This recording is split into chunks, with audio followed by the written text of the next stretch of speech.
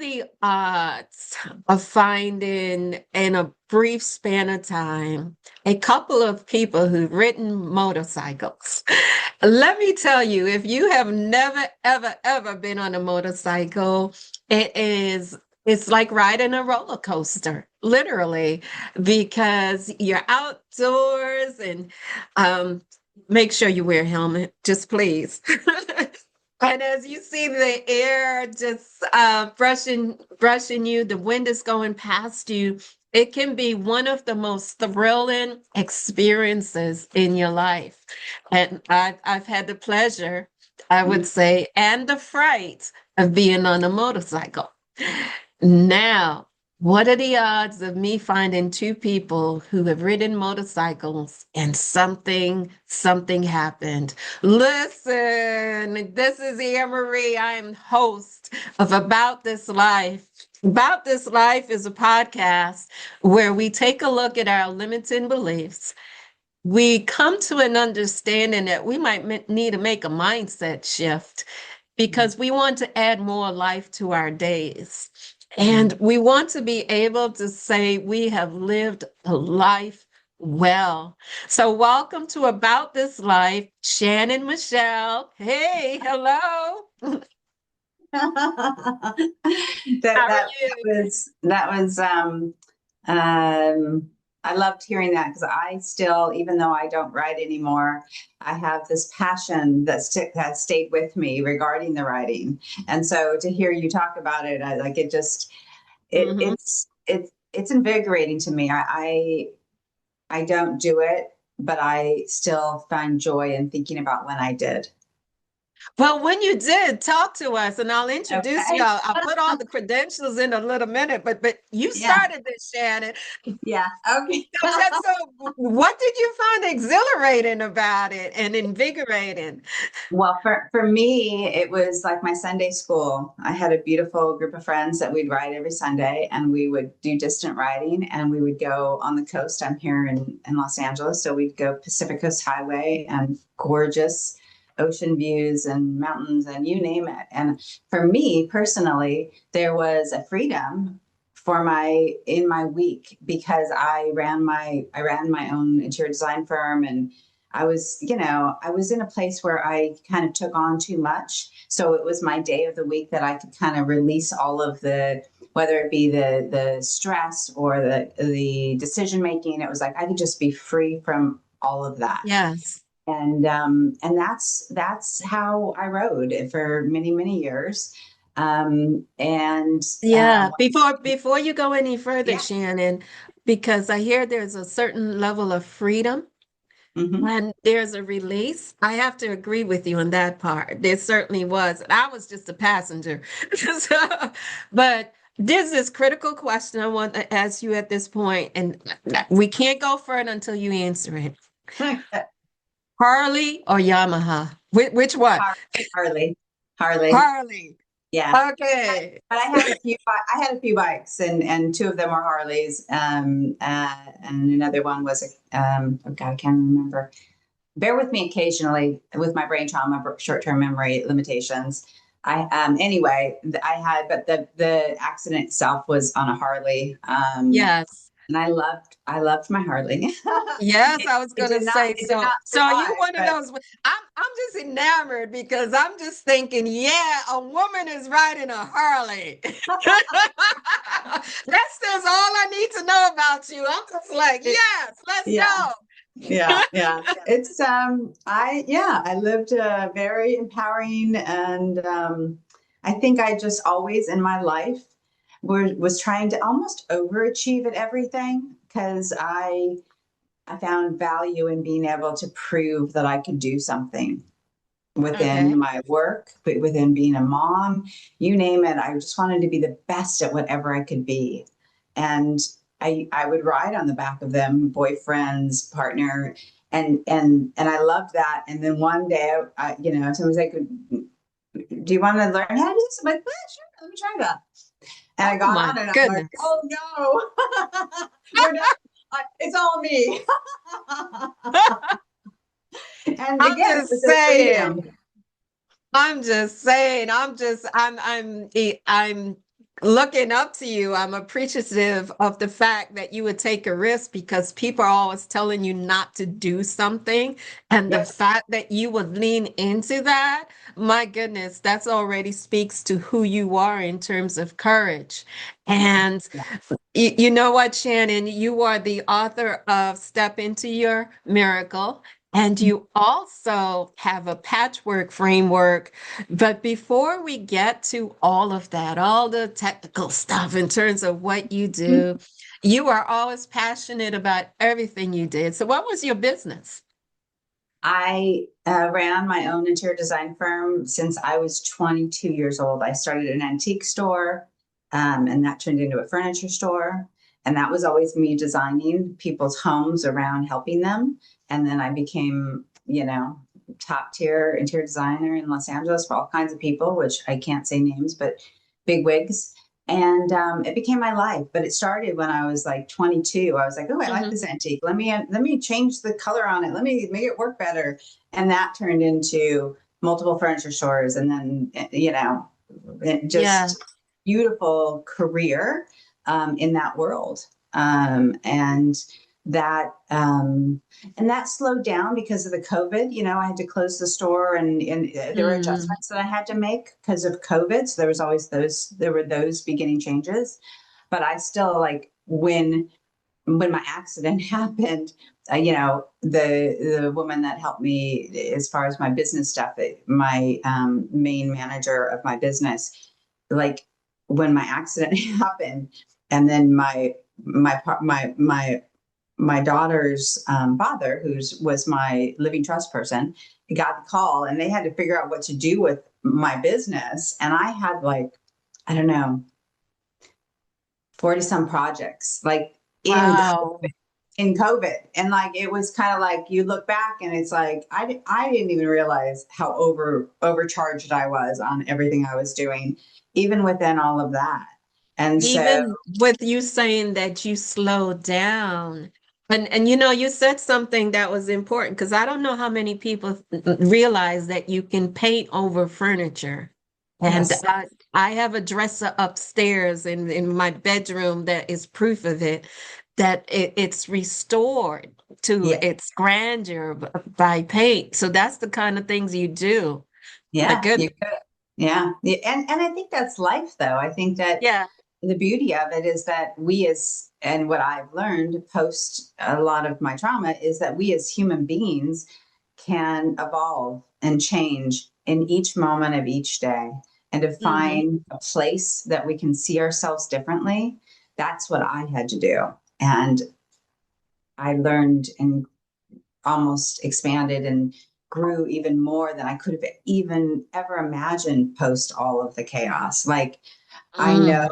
I know that I have gained more than I could have ever imagined from all of it. In my heart, though, in my soul, like, my guidance and my life is bolder than it even was before. And it was pretty bold before. But it's how I see myself. It's how I could see myself, because it did not happen overnight, and it wasn't pretty. It wasn't easy. Hmm.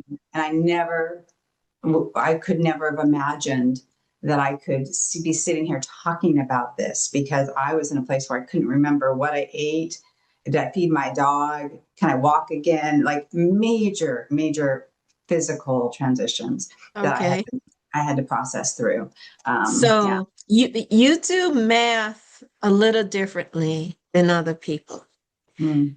And by that statement, what I'm trying to say is what I'm hearing from you is your loss ended up being more. So Yeah. there was a subtraction. However, it Yeah. has multiplied in terms of how you've evolved in your life. Tell us about the accident. What happened? So I'll start with, I've been told this because of my accident, traumatic brain injury, beyond. Um, I was riding my motorcycle coming home to meet some friends to let them in my house because they were coming here to deal with some personal issues. And so I wasn't with my group. I was trying to get home, and I was riding home, and somebody did an illegal U-turn on Pacific Coast Highway, threw me up in the air, and from what I've been told, 30 to 40 feet, crashed back down on my head. They thought I was pretty much gone because Mm, but I did wear a helmet. I wear really safe equipment, thankfully, or else I wouldn't be speaking today. thank you. Yeah, and it's important to again to for me to like for to me to tell everybody, please like do the next steps to keep yourself safe, whatever that is. The Hmm. best helmet that is going to protect you. That's important, and that's why I'm speaking today. That's why you're Anyway, still so alive. I'm still Yeah. alive. Yeah. So it threw me onto the ground, and but here's where my blessings started. And I've been told this, and every time I think about it, it Mm, it's beautiful. But there was an EMT on the beach with his wife, right across from where my accident was. He ran up, from what I've been told. I don't remember any of it, and yes. did all the positioning, whatever. And they said, if you don't get her in a helicopter, if you put her in an ambulance, she's going to die. Get her in a helicopter. Drop ship me to UCLA.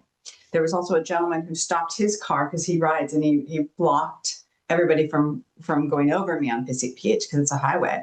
And so I had those two miracles that started my journey that saved Wow. my life in different ways. Yes. And then they drop shipped me into UCLA from, again, what I've been told. I was kept in a coma for about 2 months. That's how severe the brain trauma was. And then every part, like this part is the most obvious, but like if you look, I have everything had been broken and put back together in different pieces because in different ways and different like new hips, you name it, it was either replaced or fixed or mended. And that's again the severity of the accident was my body and my brain. And then a few months later, they allowed me to come out of the coma, and I woke up in a hospital, and I didn't know who I was or where I was. Everything in my brain had been deleted. I just kept waking up over and over again, like, where am I? What? Huh? What? Yes. You know? And so it took a while. It took a lot of time and patience and love and a lot of grace. My daughter's name is Grace, for me to find myself again, for me to Hmm. like myself again, for me to have um, the ability to wake up in the morning and as easily as I can say it now, but it still is. I woke up and I remembered Shannon Michelle 1.0, and I had to wake up and now learn who Shannon 2.0 was because I had Yes. to relearn my life, my goals, my what I like to eat. I had to learn to go potty again. I mean, you name it. I was a child. I was reborn, and I was Hmm. reawakened into a new life, and I had to find myself, and What that's was the what it is. thing? What was the thing, Shannon, that you were most fearful of at this time when you woke up? Well, I think from what I do remember, because again, there's chunks of time because of the brain trauma that I don't recall, but I started speaking into my phone because I would say something and then I would be told, you already told me that, or you already did that, over and over again because my brain couldn't retain anything. And so the Hmm. scariest part was trying to prove, like I remember being in the nursing hospital and the nurse coming in and saying, okay, well, we've got to do lunch. And I said, I already ate lunch. And she goes, no, you didn't. I said, I did. And she would say, no, you didn't. That was yesterday. I was like, and then I started taking pictures and writing down everything so that Mm. so I could remember what I did. And that became a part of how I, again, taught myself to learn again and taught myself that if I do certain things a certain way, that my brain can retain it. But that was hard. Not knowing that I couldn't get told, I got told so many times, you don't remember. That's frightening. I mean, I ran a company. Hmm. I went from running a company to being a child. Um, and that it wasn't easy. And it, how old was your daughter at the time? So when my accident happened, she had just started college. She was in her Okay. first like semester at a college that was about 3 hours away, San Luis Obispo. And her dad got the call, and again, a beautiful story. He got the call. She might die because I was at this that severe. They didn't know if I was going to live or die. He got in his car, drove up, picked her up, drove her back, told her, and then she sat there with me. And he did off and on for like weeks, just Hmm. hoping that I would come back. Um, Hmm. yeah. Yeah. Yeah. I got lost. Anyway, so yes. No worries. No worries. No worries. Yeah. Whew. So that has to be frightening. And then how long, in terms of your health journey, Mm-hmm. you had to learn everything, activities of daily life, Yeah. ADLs, Mm-hmm. and you had to learn how to function. And Mm-hmm. at some point, another fearful moment perhaps is, when you're discharged, there's a whole nother level of learning when you're back in your own house. Oh, major. How, what was that like being back in your own home after being in a medical facility for so long? It was honestly, it was beautiful, and I was begging for them to bring me home by my birthday because I knew Mm. my birthday was coming up, and my goal was to be back in my own home in my bed before my birthday, and it took a lot of adjustments because I couldn't walk yet because of all the surgeries. They said you have to wait this certain amount of time before you can even help yourself to walk, and so it was a whole. It was again. It was quite a. I don't even know what words to put around it. I was empowered. I just wanted to be home, but what everybody else had to do to get me home was a lot because Hmm. for I had to have a nurse 24/7 because I couldn't because of where I was at in my recoveries. It wasn't pretty on the outside, but I was just grateful to be home. And I remember being surprised at my own home. I remember looking around going, oh, I don't remember that. And Oh, that's nice. I'll be like, okay. I did. I'm like, and I still do occasionally. I remember something like my closet. I didn't want to open my closet. I didn't want to see what was in there because I couldn't remember what I had. I mean, there's these really minor things that you don't realize you have and that you have abundance of and you love, whatever it might be. It might be your books, it might be your clothes, it might be your animal, whatever it is. But you learn to find value in that moment Yes. is how I was able to also not fall into the depressive stages that I went through because it's not like that didn't happen. I went through stages where I would wake up and I'd be like, how can I get out of here? Mhm. How can I, how can I, how can I get my business back? Things that were really not important It's became, yeah. It's interesting that you say that because everything is relative, right? yes, So when you are in a near-death experience and you're working your way back, suddenly it's the small things that become so important for you, and it's the milestones. Uh, yes. so being back in your home had to be the place that you needed to be for that healing to occur. So we talking months? So we talking a year or so? So the major recovery, the body and brain, I'd say um, the first year and a half, 2 years were pretty slow and steady. I Hmm. kept progressing, but it took a long time to do something like learning to cook again or where things were when I learned to be able to try to drive again. That was a Oh miracle right my there. gosh. To have something like that you do every day that you know is just there. Hmm. I mean, I had to go through a phase where I would have to obviously ask somebody, and I'd have to go to the hospital multiple times a week for recovery parts. And then I wanted to learn how to take the bus to the hospital because I felt like I was so dependent and everybody did so much. And I've got to learn to do stuff okay on my own again. And it was these layers of, again, refinding and trusting that I would learn what I needed to learn. And what I didn't, that was okay too. And that's a hard thing too, is giving ourselves the space to make mistakes and to have to do do-overs and to be comfortable with the newness of who we are Hmm. post whatever we've done. That's a lot of strength that you can build from. And people sometimes get lost in what has happened versus who they are in the present moment. And I think that's my goal. Let's get to that. Okay. Who we are in the present moment. Um, and why that's so important. Because when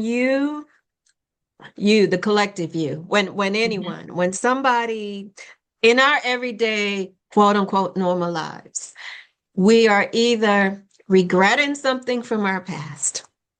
Oh, I wish I didn't have to do this. Oh, I wish I didn't have to do that.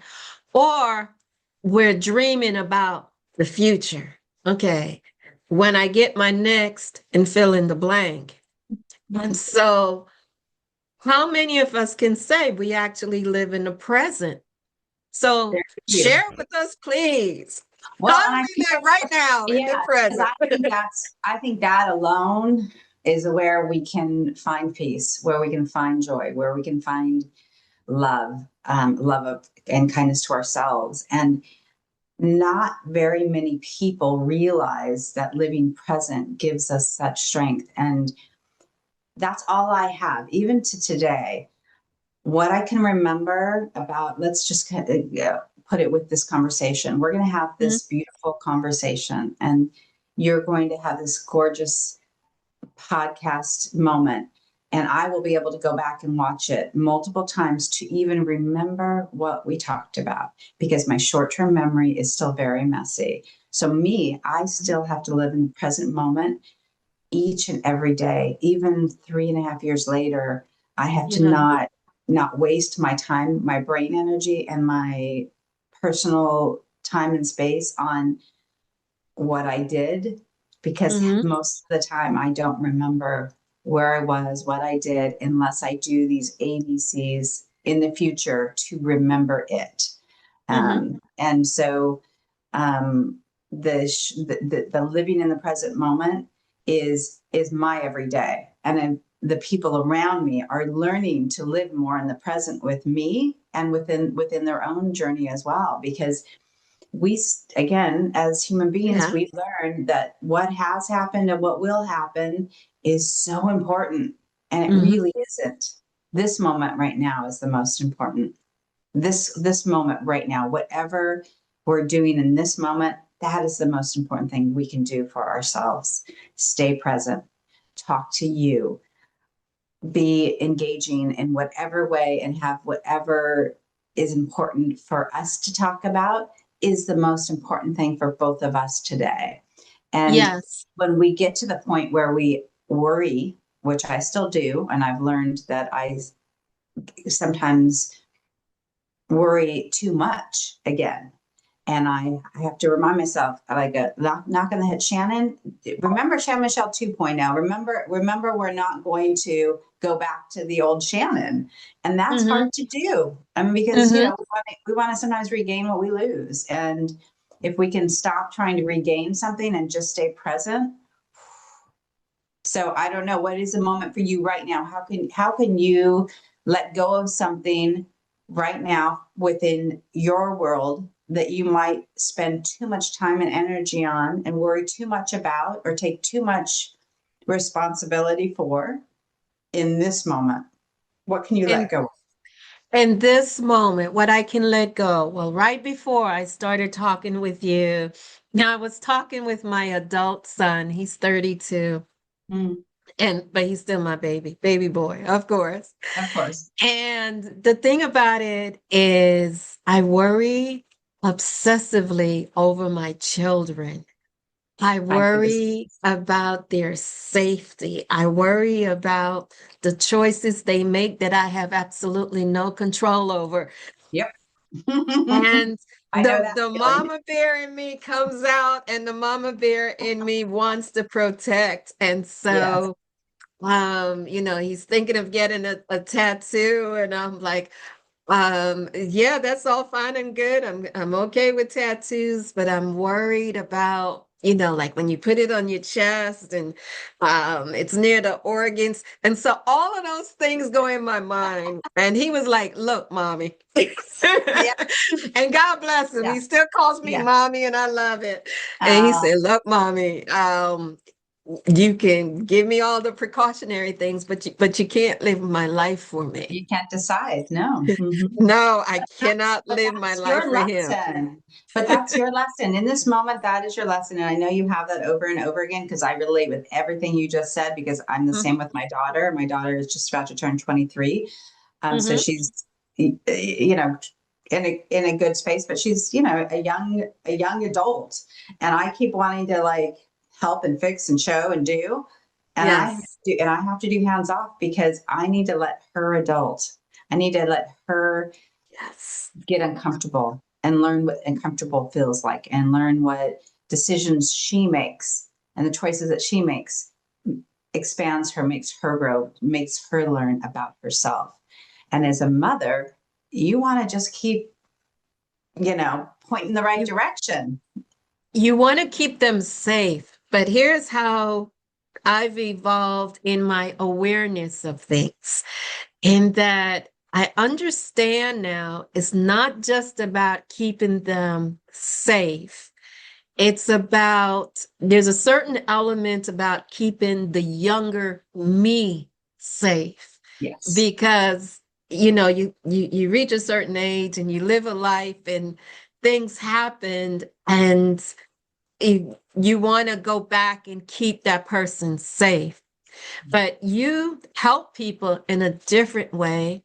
And it has to do, first of all, with the patch that you're wearing.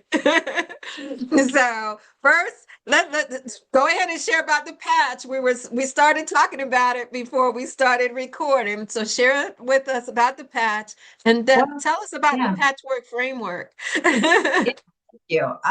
Because sometimes I forget. Basically, for me, when I was relearning myself in my life, I had this big bulletin board and I used to write things on it so I wouldn't forget. And there were like hit lists of things I needed to do and remember for myself to be kind of a mentally and physically happier person. And Mhm, I had this like process I would go through, and it had to do with the loss and gain of the one eye. And my eye it's not like the eyeball is gone. It's still in there. So if any of you are wondering, I can show you it's in there. it's in there. It It doesn't just move. doesn't have the ability to move to in one direction. So I wear the eye patch to be able to see straight, to not bump into things, and to find balance and to kind of regain a new perspective.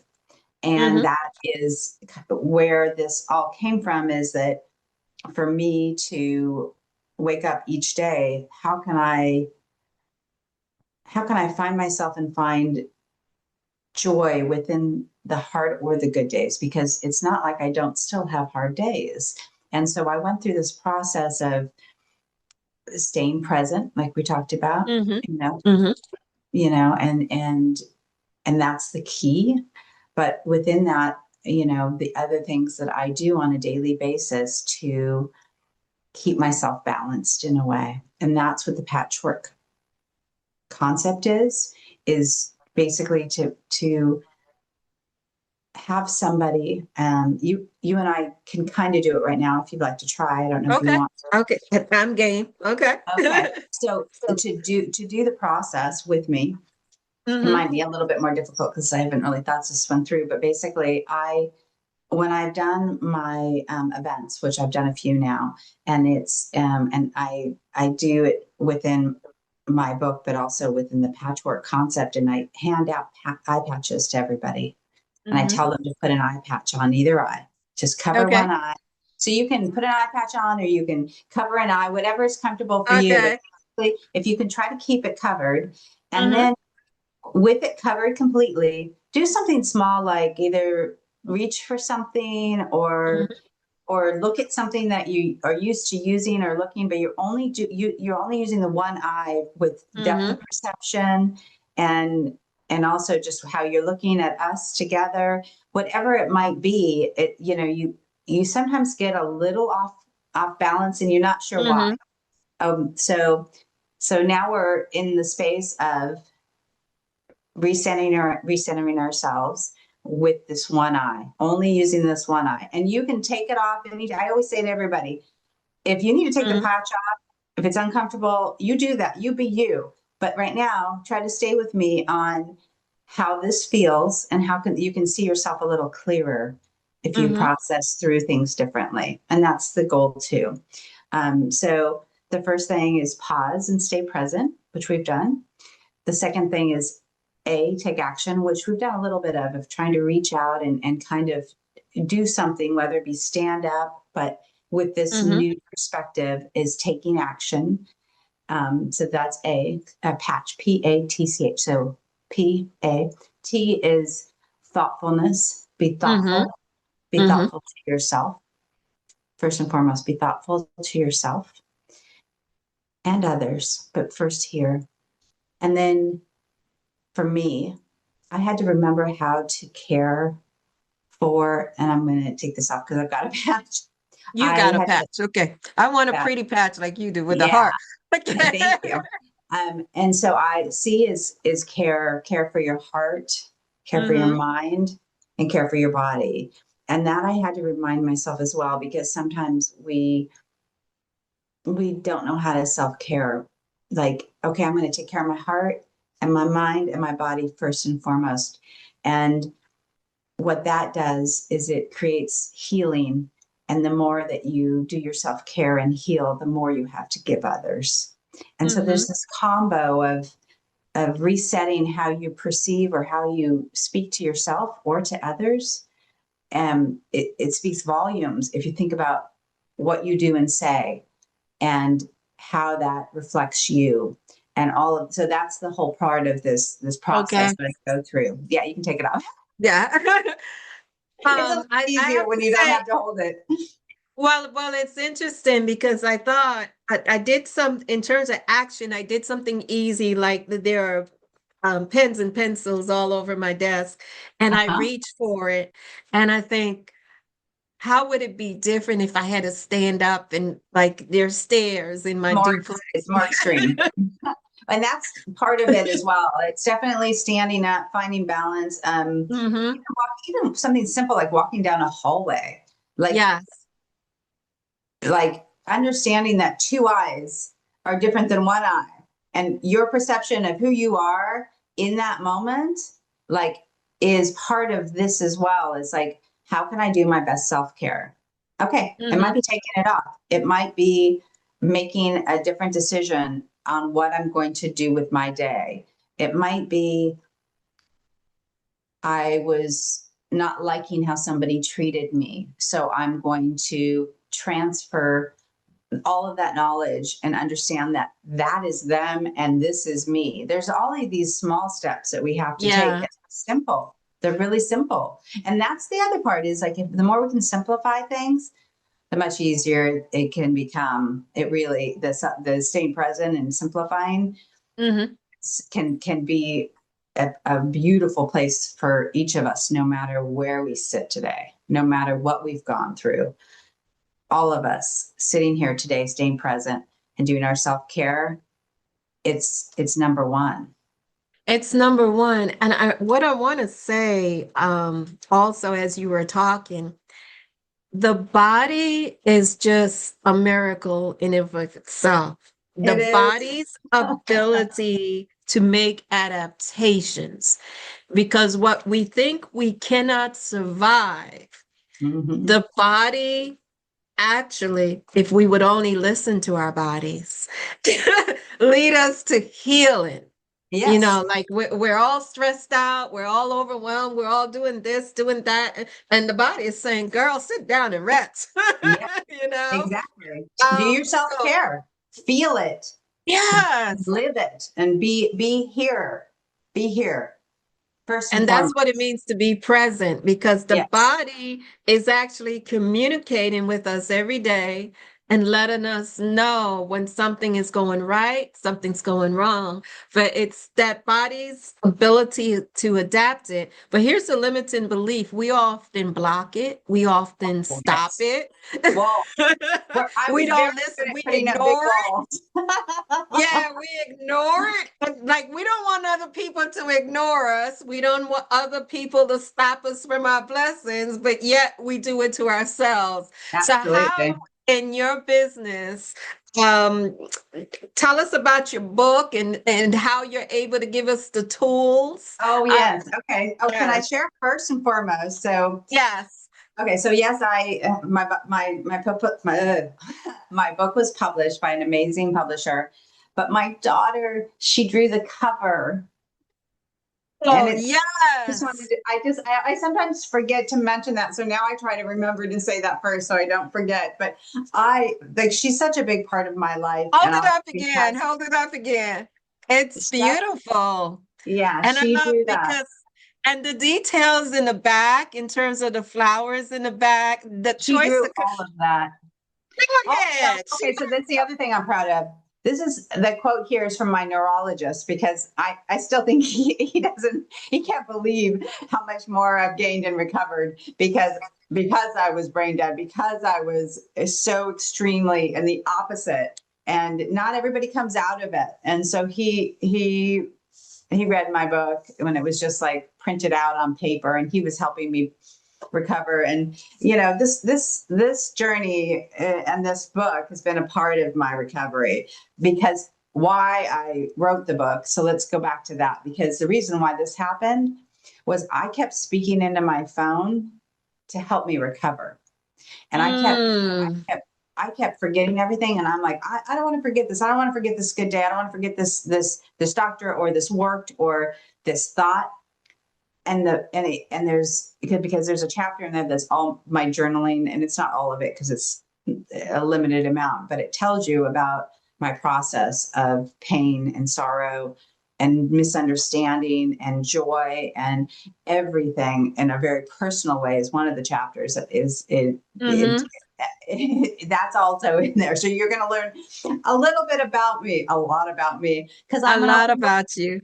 Also because what I do remember when I woke was being mid-state, and I didn't remember the accident. I didn't remember my life, but I do remember waking up asking for Bill, and he was my father figure. And I just remembered him being there with me. And I remember waking up, I'm like, where's Bill? And Mm-hmm. and then I can't remember if it was my daughter, the first one that told me, or who did.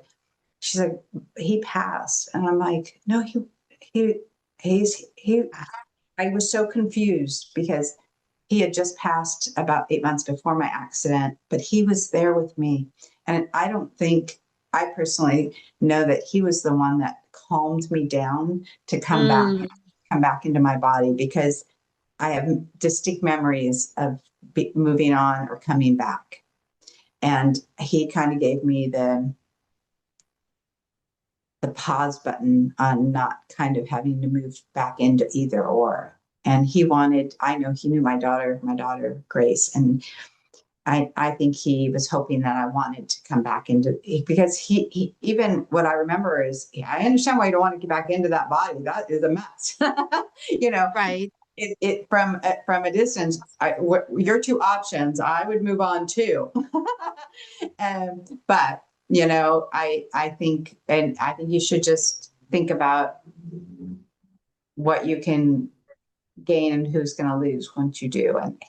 And so that was a part. And Right. there's a chapter in Bill my was your father, you he said? wasn't he was my father figure. Father He figure, wasn't my yeah, he wasn't my birth father, biological. but Mm-hmm. he was my I'd say one of the most important men in my life, and taught me, in a way, with so many lessons that he taught me when he was here on earth. Mm-hmm. And a grandfather to my daughter, and he was, he was such an interesting man. Yeah. He lived a I beautiful just life. want to tell you how your story resonates with me because you talk about being in the present, and of course, our audience will hear this beautiful conversation in a few weeks. But today is actually the anniversary of when my mom transitioned. Oh, Yeah, my mom transitioned 4 years ago, okay. and there's such a beauty in understanding that people are still with you. Yes. And whether that's in your conscious mind or your subconscious mind, Mhm. it just that part of life intrigues me in terms of how people on the other side stay with you, how the ancestors are there. So that gave me goosebumps when you're Yeah, and talking about Bill. I'm gonna push you a little harder to read my chapter two, which is basically about Okay. that period of what I lived through in Mm-hmm. between state, because I spoke that into my phone as well. And I think I think that all of us should find a place where we understand that our what we do every day Mm-hmm. is important to everything and everybody, including those who have passed on and those who will come. So there's a bigger picture that I live through now, that I hope I hope people understand how honest they need to be with themselves, and Mm-hmm.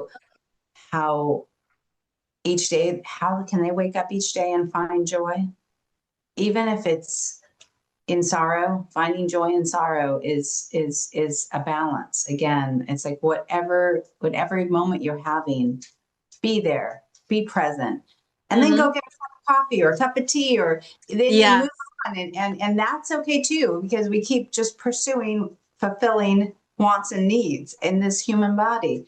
And it's and the move the next phase is I can't even describe it. It's so stunning. There weren't words to Yes. describe it. There just aren't. I mean, there are some that I wrote about, but it was even hard for me to write about it, because to put words that equal what I experienced, words didn't match it. There are You no know? words for it. And I want Yeah. to say that the thing about this life is that many people keep thinking that if once they reach a certain point, suffering or pain or discomfort will go away.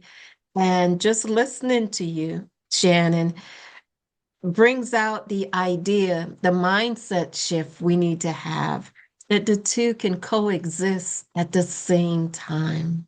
You Yes. can you can feel grief and still have joy. Yes. You can be a realist and still be a dreamer. Like it's Absolutely. not either or. You like two things can coexist, and that becomes the summation of life, isn't it? Absolutely, absolutely. Yeah, that's beautiful. The words that you just used to describe that. Thank you for sharing that with me, because it is. And the more that we all can share the abundance that we all have for each other, Hmm. and that we can gain from each other, even within the sorrow. Again, there's beauty in that. There's beauty. There's and I like to quote scripture. My favorite scripture in the Bible is Isaiah 61, beauty from ashes. Okay, so Beauty there from might be ashes, but definitely there's beauty from beauty. ashes. Yes, I love that scripture. Isaiah 61, 1 through Uh, 3. It's been a blessing for me. Do you still create? I do. I'm not in the design world, because with my short-term memory limitations, I can't put the stress about Hmm. remembering what to do and say.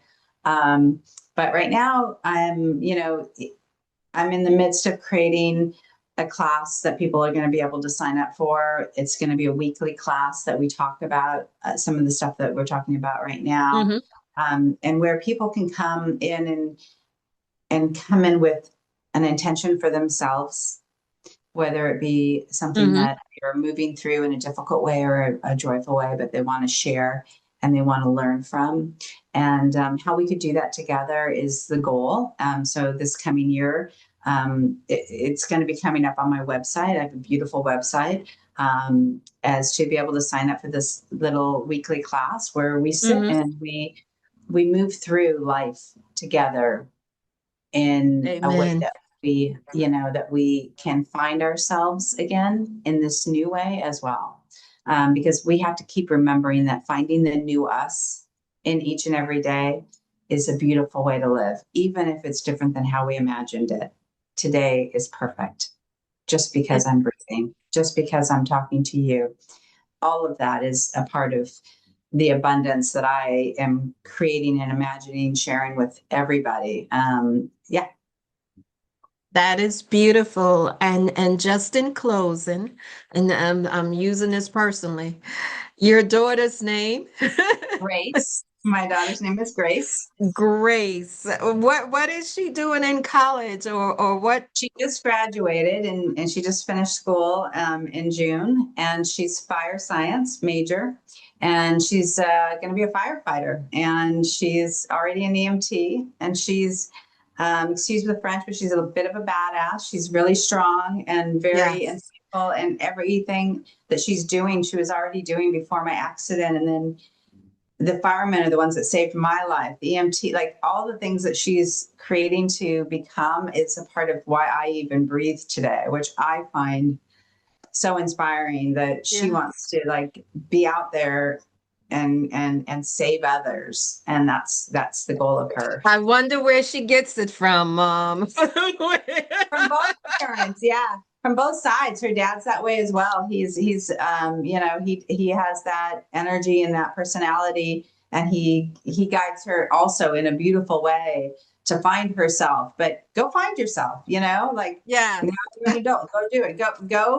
Go kick your own ass. I don't know if I'm Yes. using words that shouldn't be used as we talk, but I do also I cuss a like lot the term more than I used to. badass. So I did. And that's Yeah. what I was envisioning as I'm thinking about you on a motorcycle riding your Harley. Yeah.